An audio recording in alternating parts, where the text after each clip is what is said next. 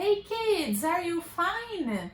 Today, Teacher Lu has a story to tell you that maybe you know in Portuguese, right? It's Hansel and Gretel. It's a beautiful story.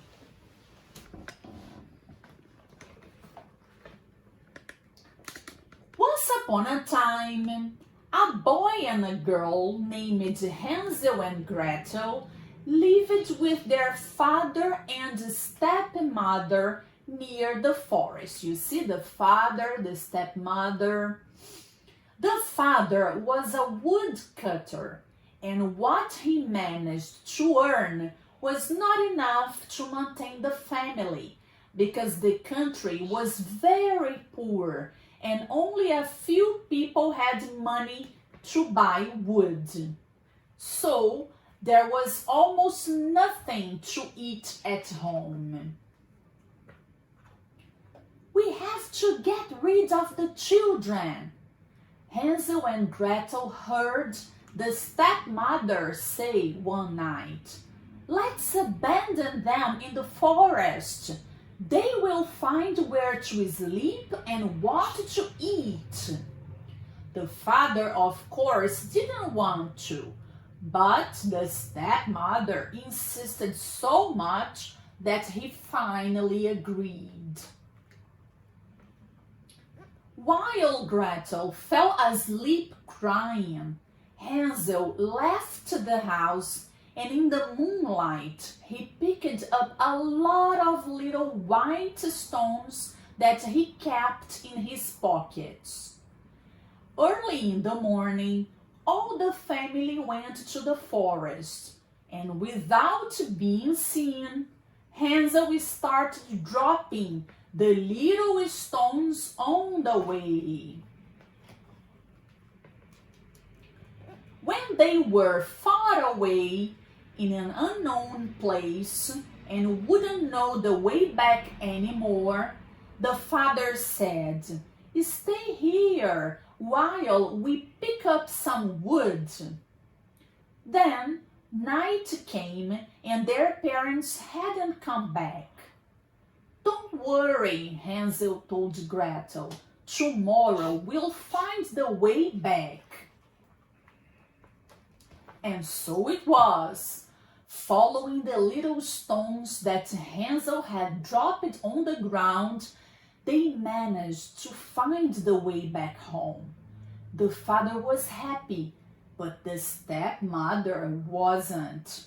So, some days later, when all of them went hungry again, the woman insisted on abandoning the children in the forest. And once again, Hansel and Gretel heard the conversation. That night, Hansel tried to go out to pick up some small stones, but the stepmother had locked the door and hidden the key. Then the boy had another idea. The following day, when they were leaving for the forest, he took a piece of bread and started dropping little crumbs on the way. The same thing happened. The father and the stepmother said they had to pick up some wood and left the children alone in the forest. Feeling cold, Hansel and Gretel lit a fire and slept next to it all night. But the following morning, Hansel found out that little birds had eaten all the breadcrumbs. Without discouraging, they started to walk, looking for the way back. They were lost for 2 days when they found an enchanted little house. The roof, you see the roof, was made of chocolate. The walls of cake. The windows of sugar. And the garden was full of delicious fruit and ice cream towers. Without thinking about it twice and feeling very hungry, Hansel and Gretel started to eat all they saw. Suddenly, the door opened and an old lady with a beautiful voice invited them in. "Come in, kids, there is more in the house." Hansel and Gretel went in and ate so much that they soon felt sleepy. The old woman then took both children to soft and comfortable beds. Hansel and Gretel had no idea that the old lady was in fact a witch who trapped people in her delicious house in order to eat them. The following morning, she woke Hansel up, took him to the stable, and locked him in a cage. "You'll stay there until you get chubbier," the witch shouted. Then the witch went to wake Gretel up. "Get up, lazy bones," she told the girl. "Go to the kitchen to cook for your brother. He is too thin and I want him to be a little fatter so I can eat him." Scared, Gretel did everything the witch told her to.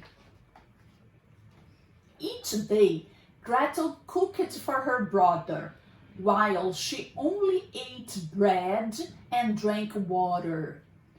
And each day, the witch controlled if the boy got fatter, telling him to show one of his fingers. As he was smart, the witch a little blind, Hansel showed her a small chicken bone which he had taken from his lunch. "The boy isn't putting on weight," the witch thought. "I think I'll start with his sister." So one day she told Gretel that they would bake some bread and asked her to get into the oven to check if it was hot enough. But in fact, what she wanted was to roast the girl. Gretel realized the wicked woman's intention and answered, "I don't know how to get into the oven. Could you show me?" "Silly girl, you only need to do this," the witch said, getting into the oven. So Gretel closed the door and immediately the old lady turned into a smoke ball that vanished in the air. The girl quickly went to free her brother. While the candy house was falling down and turning into powder, they ran away and, not knowing how, they managed to get home. The father cried with happiness when he hugged them. Hansel and Gretel were very happy too, especially when he told them that the stepmother had left to live somewhere else in a very, very far away country. And then, my friends, did you like this story? Yes? Don't forget to say that you liked it, okay? Bye-bye. See you in the next story.